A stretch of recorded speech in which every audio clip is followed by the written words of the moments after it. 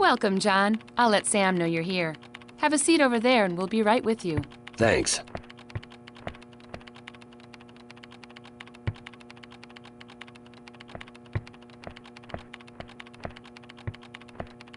This is my last chance. If I don't pass this time, I'll be working a desk job for the rest of my life. Don't worry about it. You'll make it. I have to. My wife will kill me if I don't get that promotion. Your wife's a lot scarier than the confidence course is. What was that? What did you say? Nothing. Relax, man. You'll be fine. They're ready for you, John. Right this way.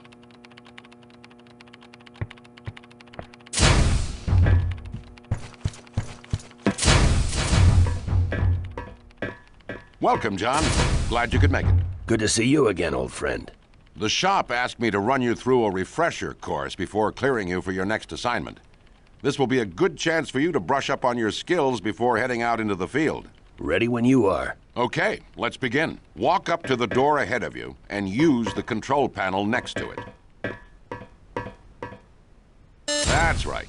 The use key will work on most locks, keypads, switches, and the like.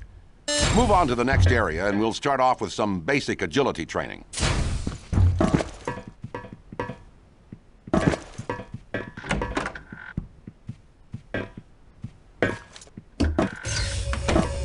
Let's test your legs. Jump over the obstacles in front of you. Very good. Now this next jumping exercise is a bit more complicated. You need to jump up and then crouch to give yourself an extra boost to get over the wall. Excellent. Jump crouching can be a bit tricky, but you'll get the hang of it in no time. You'll need to crouch and move forward to get through this next area. To get even lower to the ground and fit through tight spaces, you can crawl through them.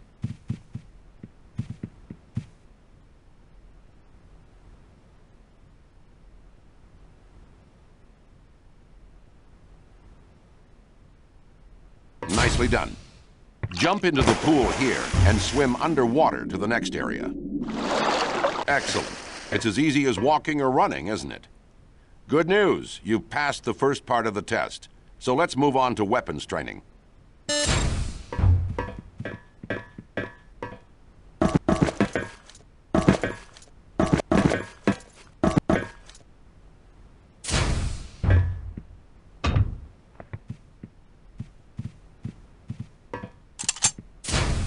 Pick up the pistol in the first firing range booth, aim it at the target, and fire away. Good. Now move to the second booth and pick up the M4. You may fire at the target when ready. Move over to the third booth, John, and I'll tell you about firing modes. Some of your weapons will have multiple firing modes, including the M4 you're holding. You can adjust them to single shot, burst fire, or fully automatic. Give it a try.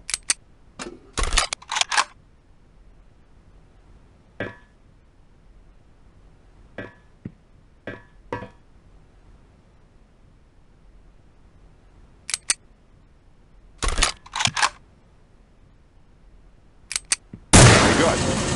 Some weapons also have an alternate fire. Your M4, for example, has a grenade launcher mounted to it. Give it a shot.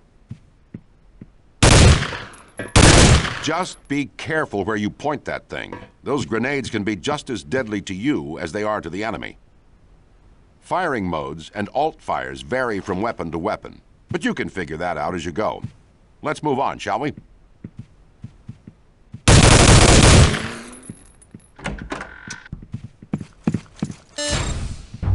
This explosives range will help teach you about throwing grenades.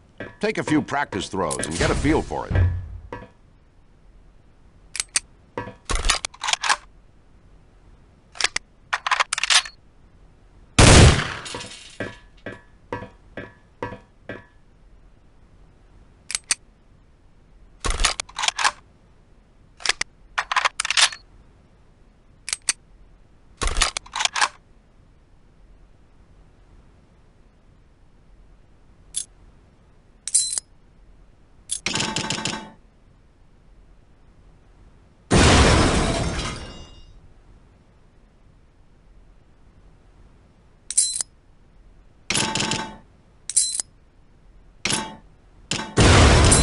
Once again, you need to be very careful with your weapons.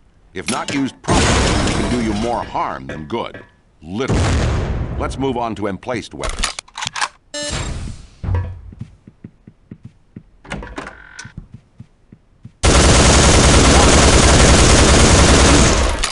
Notice how you slide in and take control of the weapon?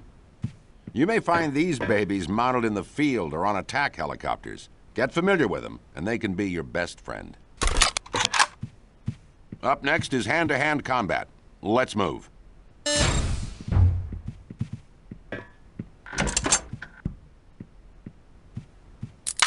If you run out of ammo, or if you're trapped in close quarters, you may need to engage the enemy hand-to-hand.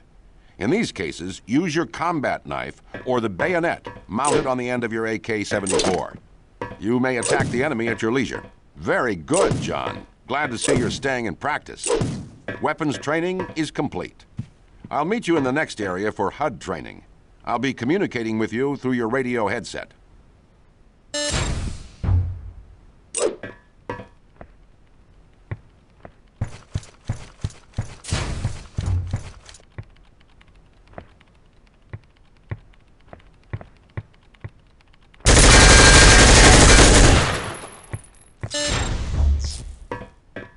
All right, let's take a look at your heads-up display, or as the shop likes to call it, your tactical HUD. On the bottom of your HUD are your health and armor. The bar across the top displays the amount of armor you are currently wearing. Watch this one closely. It's the only thing protecting your hide from a bad case of lead poisoning, if you know what I mean. The bar below your armor meter shows your current health. When that runs out, you'll be pushing up daisies, so keep an eye on it. Your armor will generally run out before your health starts to drop. That is, unless you're hit with armor-piercing rounds or you fall for a long distance.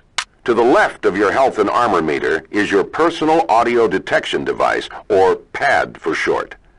The PAD tells you how much noise is being generated in your vicinity.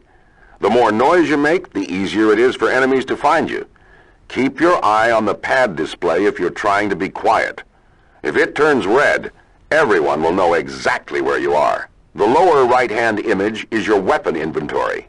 Use the number keys 1 through 0 to select the specific weapons that you are carrying. Or use the next weapon and previous weapon keys to cycle through your weapon inventory. This defaults to your mouse wheel. If you're using 2 weapons at the same time, a second identical weapon display appears on the lower left. All right, it's time for equipment training.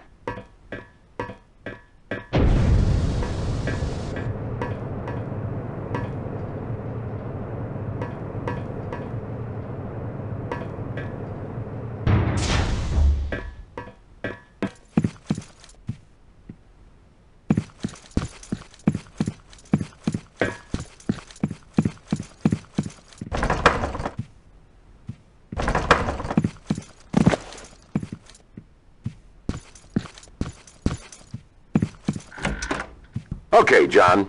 Pick up the night vision goggles on the table to your right and continue to the next room. Items are handled a bit differently these days. Your new shop-issue toolkit, for example, is something you can use automatically with the Use key. You can utilize your toolkit to cut tripwires, pick certain locks, and do a variety of other things. Move to the locked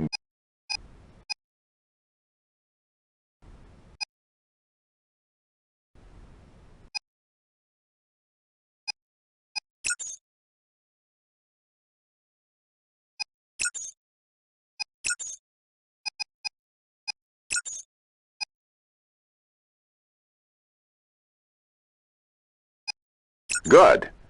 Notice how the toolkit icon appeared on your HUD when you got close to it? If something requires your toolkit, that icon will appear, so watch for it. Other items you'll encounter in the field include binoculars and thermal vision goggles.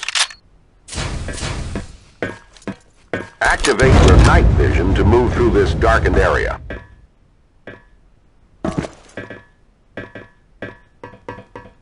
Nice work, John. Now, we're going to apply what you've learned and take on stealth training in the next area. I know it can be tempting to charge into every situation with all guns blazing, but sometimes there's something to be said for being quiet. You're going to find yourself in situations where discretion is the better part of valor. So there are a few things you need to know. Use your personal audio detection device on your HUD to keep track of how much noise you're making. It's a valuable tool and one you should use wisely. Some of your weapons make more noise than others. The knife and the SOCOM pistol with silencer are very quiet. The M4 and AK-74 by comparison are certainly not.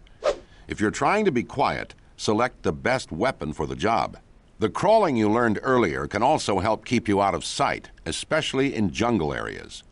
Going prone and staying still is also a good way to hide behind objects so enemies don't see you. Pay attention to your enemies and their equipment. Some may utilize mounted security cameras to watch your every move. Steer clear of them and you won't raise any alarms. And be careful about letting enemies run away from you. They'll be sure to set off alarms any chance they get. Well, that about covers it. Now, let's put this knowledge to use. In the center building of the next area is a target that represents someone you need to take out. Your mission is to infiltrate the area by sneaking past the guards any way you can.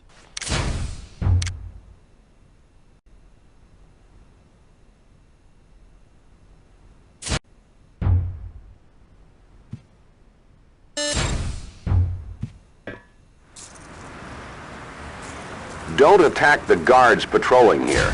They're actually shop employees who are helping me with training exercises. Which reminds me, don't attack civilians in the field. Innocents must be protected at all costs. If you attack them, your mission will fail. Good. Stay out of sight.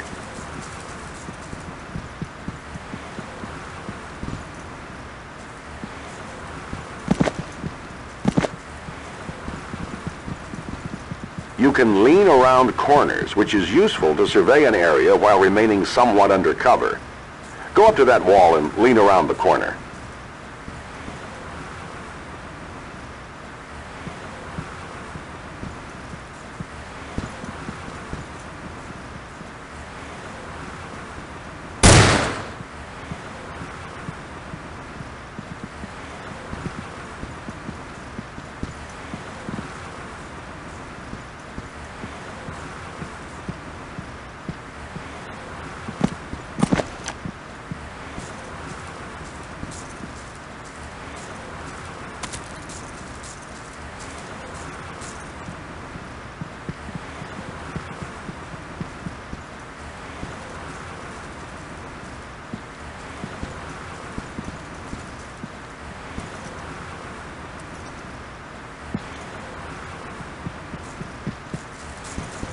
Watch out. Looks like you've been seen, John. Head back inside the fenced-in area and start over.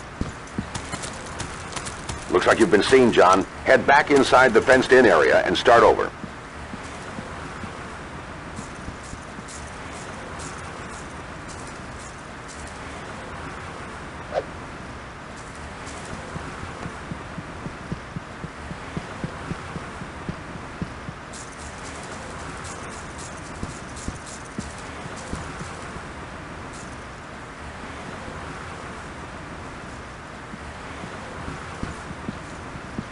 Looks like you've been seen, John. Head back inside the fenced-in area and start over.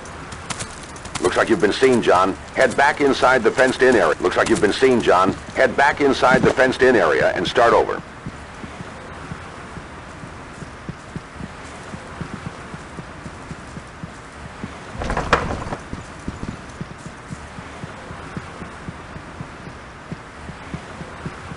There's the building. Your mark is inside.